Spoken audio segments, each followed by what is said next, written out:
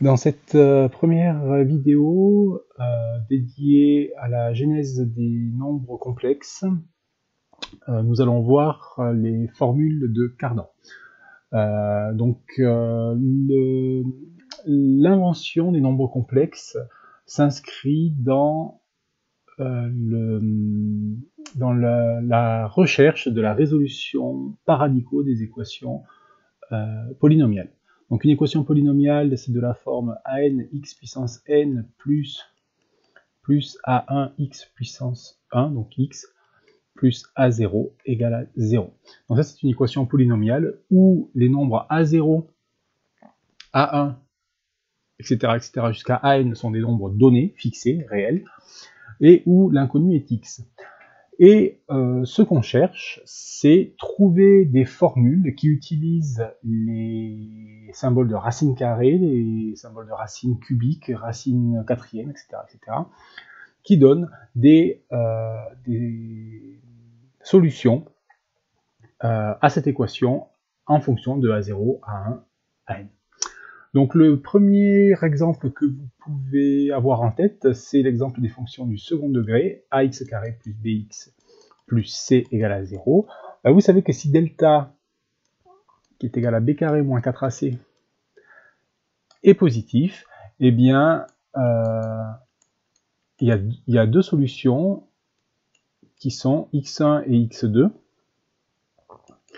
Et x1, c'est moins b moins racine de delta sur 2a.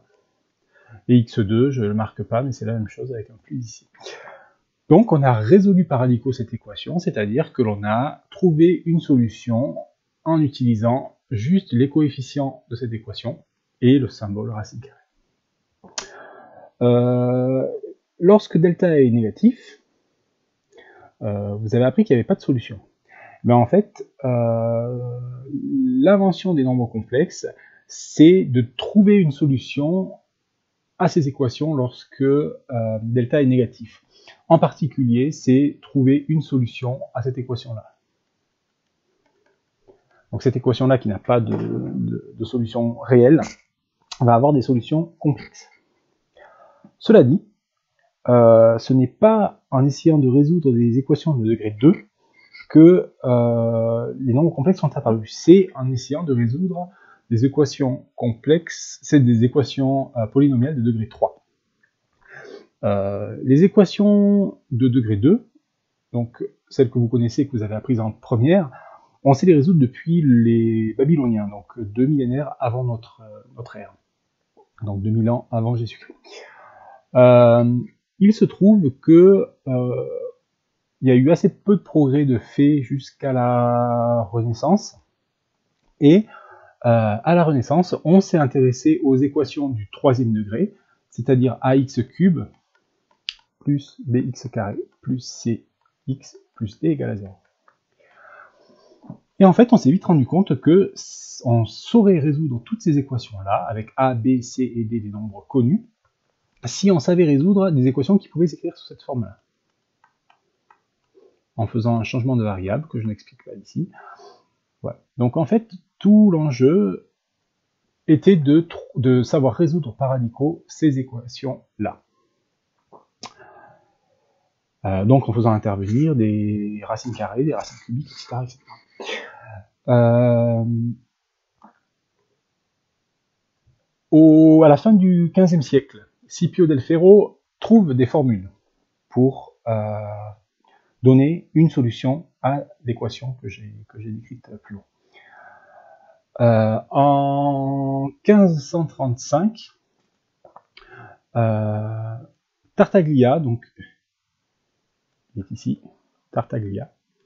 Tartaglia, ça veut dire le bègue en italien.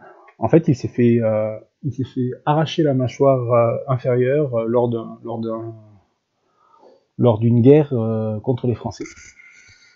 Et Tartaglia, en 1535, arrive à résoudre une trentaine d'équations que les héritiers de Scipio del Ferro lui avaient proposé de résoudre. Et il les a résolues en utilisant des formules qu'il a qu'il a gardé secret et dont il a dévoilé le secret uniquement à Jérôme Cardan. Donc ça c'est en 1535. Et il lui a bien fait promettre à Jérôme Cardan de tenir le secret. En fait, Jérôme Cardan, en 1500, et c'est là où ça devient intéressant, 1545, brise le secret en publiant un livre qui s'appelle Ars Magna. Et dans ce livre, il donne ce qu'on appelle aujourd'hui les formules de Cardan, et il donne des formules pour résoudre l'équation du troisième degré, à l'aide de radicaux. Je rappelle que ce qu'on cherche à résoudre, c'est l'équation x³ plus px égale à q. Et en fait, dans ce livre, Cardan donne la solution suivante, x qui est égal à la racine cubique de la racine carrée. Donc la racine carrée, je ne mets pas un petit 2 ici, hein, c'est la racine carrée. Q sur 2 au carré moins P sur 3 au cube, plus que sur 2, donc en dehors de la racine, moins la même chose, ou presque, racine cubique de racine carrée de Q sur 2 au carré, moins P sur 3 au cube, plus moins ici, Q sur 2. Donc c'est une formule qui, donc là je mets un petit x1 pour dire que c'est une solution particulière. Donc on a résolu par radicaux cette équation-là. Et en fait, donc il n'y a pour l'instant pas grand-chose à voir avec les nombres complexes, mais au détour de ce livre,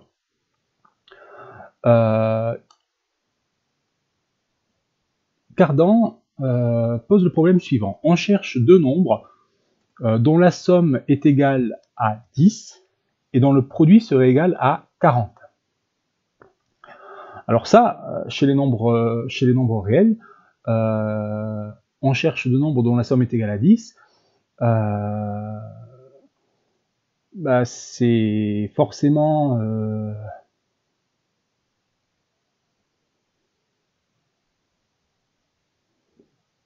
x et 10 moins x. Voilà. Et donc, en fait, on s'aperçoit assez facilement que c'est pas possible de trouver des nombres dont le produit est égal à 40. Et dans cette phrase ici, là, en fait, il commence à imaginer des nombres dont la somme vaut 10 et le produit est égal à 40. C'est ce qu'on noterait aujourd'hui. 5 plus i racine de 15. Ça, ce serait le premier nombre, et le deuxième, c'est 5 moins i racine de 15. En fait, la somme de ces deux nombres-là est égale à 10, et le produit, c'est égal à 40.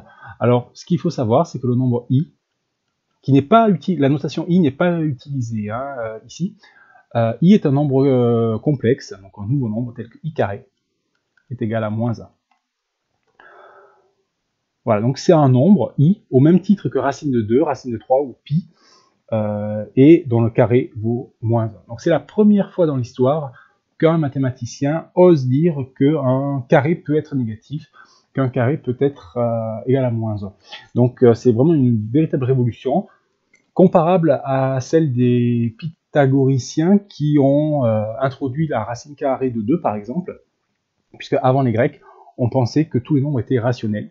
Et puis on a les Pythagore et son école a démontré qu'il existait des nombres qui n'étaient pas rationnels, c'est-à-dire qui n'étaient pas le quotient de deux nombres entiers.